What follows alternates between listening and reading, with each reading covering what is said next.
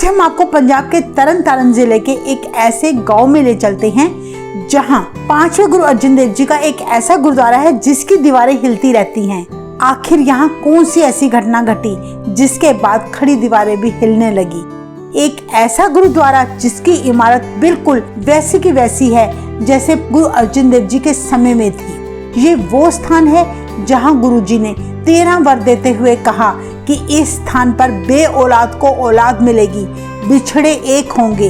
यहाँ की एक एक जगह को खुद गुरु जी ने बनवाया, जो अपने आप में बहुत बड़ी बात है। हम जिस गुरुद्वारा साहिब की बात कर रहे हैं वो है गुरुद्वारा श्री दुख निवारण साहिब झूलने महल, जो तरन तारण के गांव ठट्ठी खारा में स्थित है। वीडियो को आप लास्ट तक देखें, क्योंकि वीडियो के लास्ट में हम आपको कुछ ऐसे स्थानों के दर्शन कराएंगे जिसके बारे में आप शायद ही जानते हो।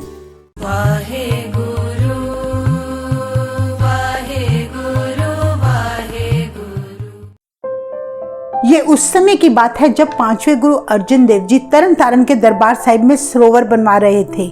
गुरु अर्जन देव जी उन दिनों सारा दिन दरबार साहिब में रहते, पर रात को विश्राम करने के लिए अपने सेवकों के साथ गांव ठट्ठी खारा चले जाते, जो कि दरबार साहिब से करीब 5 किलोमीटर की दूरी पर है।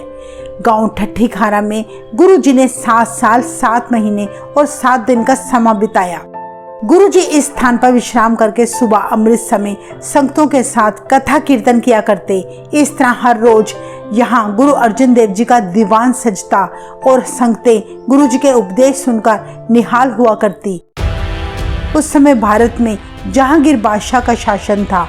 कहते हैं कि एक दिन जब गुरु अर्जन देव जी संगतों के साथ कथा कीर्तन कर रहे थे तो वहां से जहांगीर अपने हाथी पर बैठकर ढेरों सैनिकों के साथ लाहौर जा रहा था।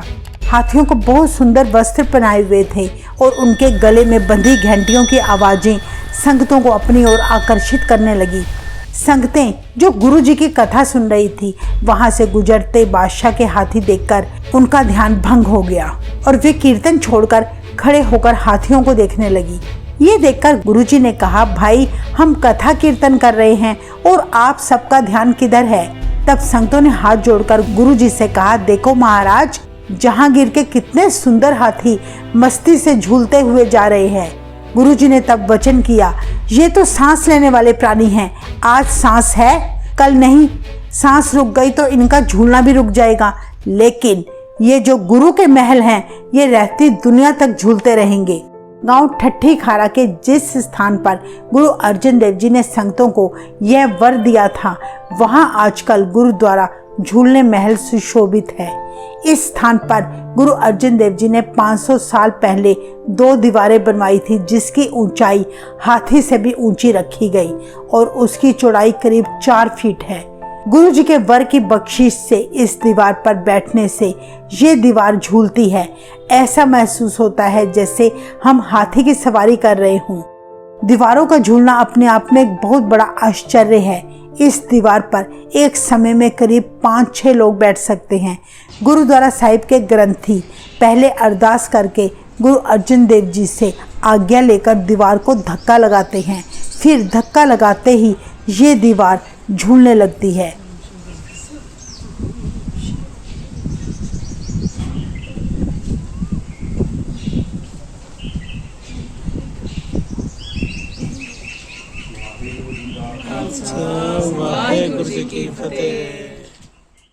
जब हम भी इस दीवार पर बैठे तो हमने भी ये दीवार झूलती महसूस की। करीब 5-6 सेकंड तक यह दीवार झूलती रही, जो हमारे लिए आज तक का सबसे जबरदस्त अनुभव था। सबसे बड़ी बात तो ये है कि ग्रंथी साहिब द्वारा अरदास करके गुरु जी से आज्ञा लेकर ही ये दीवार झूलती है, बिना अरदास के नहीं। इस दीवार के बिल्कुल सामने यानी सरोवर के दूसरी ओर बिल्कुल ऐसी ही दीवार बनी है, वह भी झूलती है। इस दीवार का निर्माण भी गुरु जी ने खुद करवाया था, जो अभी भी वैसी की वैसी है। अगर हम गौर करें, जब घर में कोई दीवार हिले लगे तो दीवार के गिरने की संभावना बनी रहती है, पर 500 साल पुरानी ये दीवारें गुरु महाराज जी के आशीर्वाद से अभी तक झूलती आ रही हैं और हमेशा ऐसे ही झूलती रहेंगी। इस गुरु घर के चारों ओर जो पुरानी दीवारें आप देख रहे हैं, ये गुरु अर्जन देव जी के समय की ही बनी हुई हैं, जो आज भी बिल्कुल वैसी की वैसी हैं। ये जो 2 दीवारें झूलती हैं, पहले समय में ये गुरु घर के प्रवेश द्वार हुआ करते थे। सरोवर के साथ जो 2 चबूतरे आपको दिखाई दे रहे हैं, यहीं पर गुरुजी विश्राम किया करते थे। आपको जानकर बड़ी हैरानी होगी कि इन दोनों चबूतरों में गर्मी के मौसम में भी ठंडक महसूस होती है। ये स्थान जो आप देख रहे हैं, यहाँ गुरु जी के समय की नानकशाही छोटी ईंटें लगी हुई हैं, जो आज भी बिल्कुल वैसी की वैसी हैं। हमें यहाँ की सबसे अच्छी बात यही लगी कि गुरुद्वारा साहिब की पुरानी इमारत, उसकी दीवारों के साथ कोई छेड़छाड़ नहीं की गई। गुरु जी की निशानियाँ बिल्कुल आज भी वैसे ही बरकरार है, बस केवल उन दीवारों पर पेंट किया गया है। इन चबूतरों के अंदर जो डिजाइन आप देख रहे हैं, ये भी गुरु अर्जन देव जी ने बनवाए थे। अब हम आपको ले चलते हैं उस स्थान पर जहां गुरु जी अपने समय में संगतों के साथ वचन किया करते थे। इस स्थान को छोड़कर बाकी सारी इमारत पुरानी है। आइए अब हम आपको इस स्थान के दर्शन कराएं।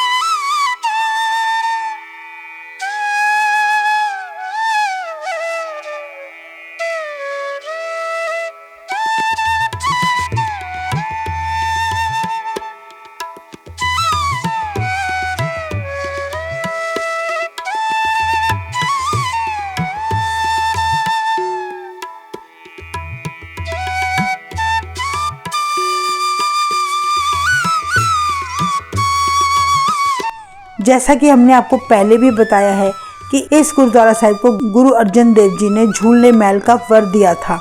इसी के साथ गुरु जी ने इस स्थान को 13 और वर दिए थे, जिसका इतिहास अब हम आपको बताने जा रहे हैं। कहते हैं जब गुरु अर्जन देव जी तरन तारण में सरोवर की कार सेवा करवा रहे थे, उस समय गुरु जी के पुत्र हरगोबिंद साहिब जी अपनी माता गंगा जी के साथ अमृतसर में रहते थे और गुरु घर के ब्रह्म ज्ञानी बाबा बुड्ढा जी से शिक्षा ग्रहण किया करते थे। एक दिन बालक हरगोबिंद साहिब जी ने बाबा बुड्ढा जी से कहा, पिताजी से मिले हमें 5 साल हो चुके हैं, हमारा मन पिताजी के दर्शन करने को व्याकुल हो रहा है, पिता के दर्शन कहाँ होंगे।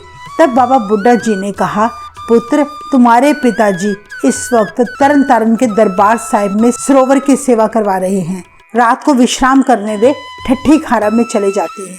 कहते हैं तब बाबा जी अगले दिन माता गंगा जी और उनके पुत्र हरगोबिंद साहिब जी को इसी स्थान पर गुरु जी से मिलवाने लाए थे।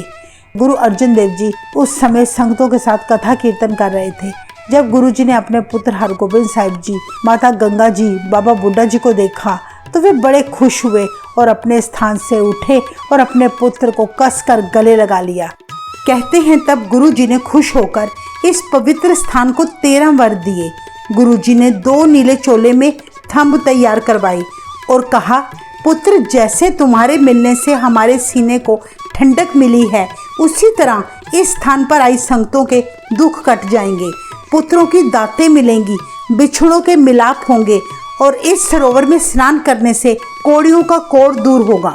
गुरु अर्जन देव जी के वरदान के कारण ही इस स्थान का नाम रखा गया गुरुद्वारा श्री दुख निवारण साहिब झूलने महल।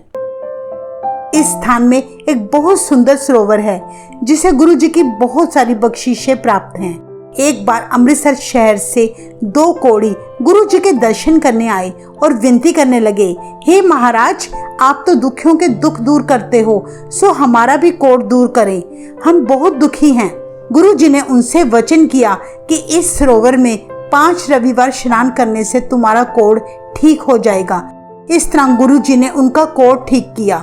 गुरु जी ने वचन किया कि जिनके घर औलाद नहीं, वे माताएं अगर सरोवर में 5 दिन सिर समेत स्नान करेंगी तो उन्हें पुत्र की प्राप्ति होगी। उस समय गुरु जी ने महिलाओं के स्नान करने के लिए 8 नुकरा एक सरोवर बनवाया था जो आज भी यहाँ मौजूद है। तो ये था इतिहास गुरुद्वारा झूलने महल का। इस गुरुद्वारा साहिब का फुल एड्रेस हमने डिस्क्रिप्शन में मेंशन किया है। जब कभी भी आप पंजाब आए तो इस गुरुद्वारा साहिब जरूर आएं, ताकि आप भी वो आनंद प्राप्त कर सके जो हमने किया है। वाहिगुरु जी का खालसा, वाहिगुरु जी की फतेह।